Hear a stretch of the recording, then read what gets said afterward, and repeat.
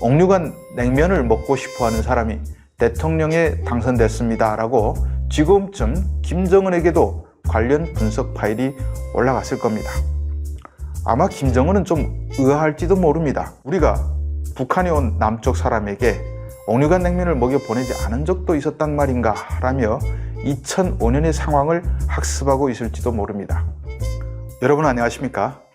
지금으로부터 20년 전인 2005년은 분단 이후 남북 관계가 최고로 좋았던 해였습니다. 그런 시절도 있었나 싶을 정도로 호랑이 담배 피우던 때의 이야기지만 아무튼 그 해엔 마음만 먹으면 민간인도 큰 제약 없이 평양 관광을 갈 수 있었습니다. 그해 가을 통일교 산하 평화항공여행사는 서울에서 평양 관광 상품 판매를 시작했습니다. 1박 2일 일정에 110만 원이나 했지만 예약이 몰렸습니다. 평양 관광 일정은 단순했습니다. 전세기를 타고 서해를 돌아 평양 순안공항에 도착하면 김일성 동상이 있는 만수대를 우선 방문하고 주체사상탑, 개선문, 역사박물관, 만경대 순으로 일정이 이어졌습니다. 투숙은 4성급으로 자처하는 보통강 호텔에서 했고 300달러를 내면 능라도 5월 1일 경기장에서 아리랑 대집단체조를 1등석에서 관람할 수 있었습니다. 2005년에 평양을 방문한 인원은 모두 39만 7,192명이었는데 이 중 금강산 관광객 29만 8,247명을 빼면 9만 8,945명이 평양 등 금강산 이외의 지역을 방문했습니다. 이 9만 8,445명 중에 4일 취임한 이재명 대통령도 포함되어 있었습니다. 당시 이재명 대통령은 성남에서 변호사로 일하고 있을 때였습니다. 2005년에 이 변호사는 인생에서 나름 한가한 시간을 보낼 때였습니다. 그 이전에 인권노동 변호사로 활동하면서 거의 매년 별을 하나씩 달고 있었습니다.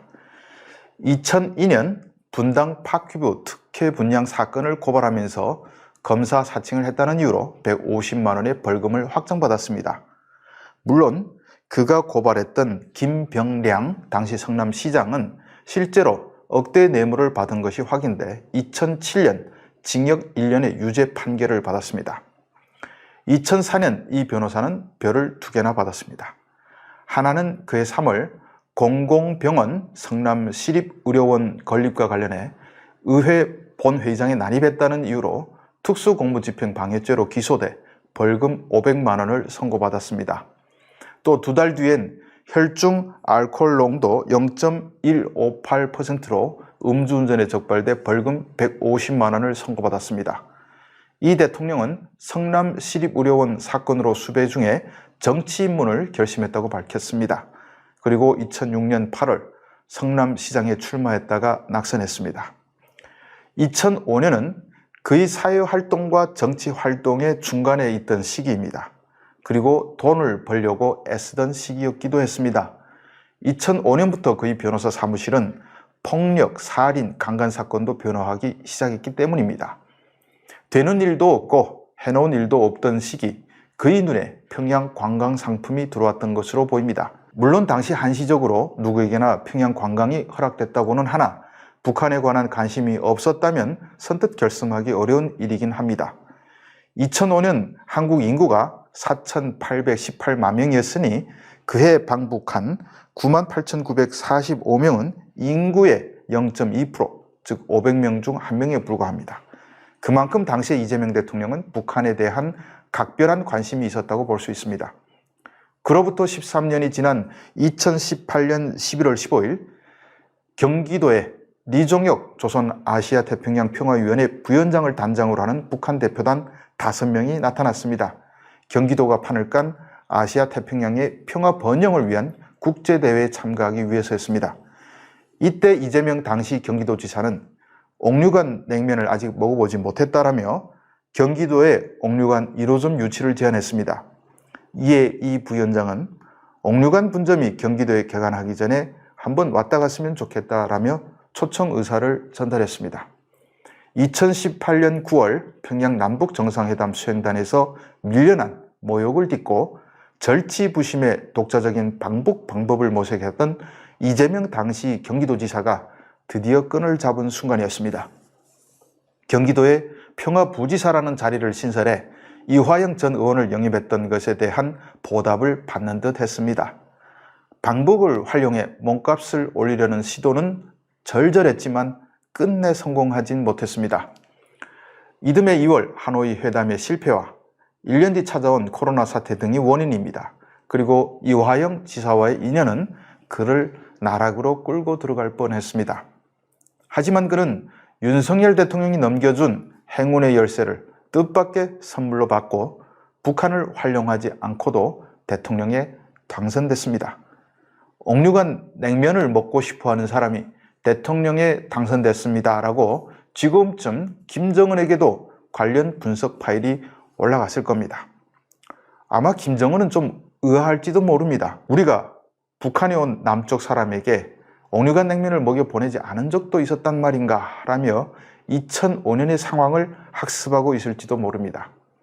옥류관은 한국 관광객들의 필수 방문 코스처럼 활용되지만 2005년 가을엔 하도 많은 남쪽 사람이 단기간에 몰려와서인지 옥류관 냉면도 모자랐던 것 같습니다.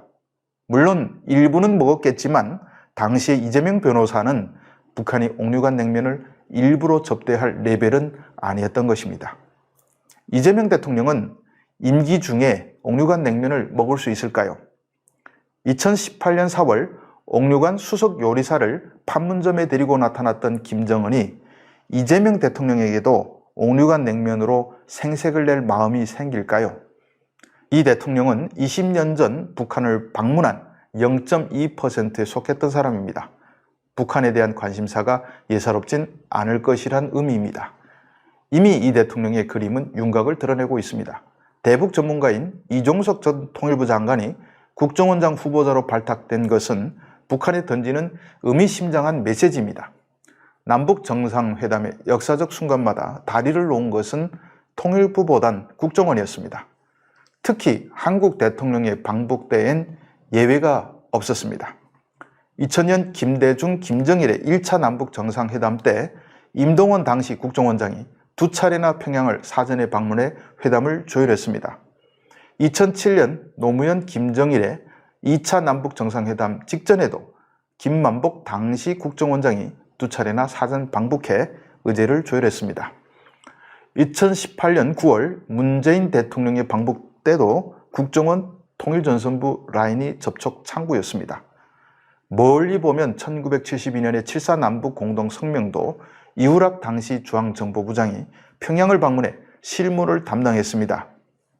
그러니 이종석 국정원장 임명이 무슨 뜻인지는 북한도 너무 잘 알 것입니다. 물론 당분간은 남북관계 전진이 이루어질 가능성은 높아 보이진 않습니다. 북한은 2003년 적대적 두 국가론을 내놓고 남북관계를 단절했습니다. 그리고 지금도 한국과의 관계를 빠르게 복원할 만한 절실함은 없었습니다. 북한은 이미 러시아에 바짝부터 숨구멍을 열어놓았습니다.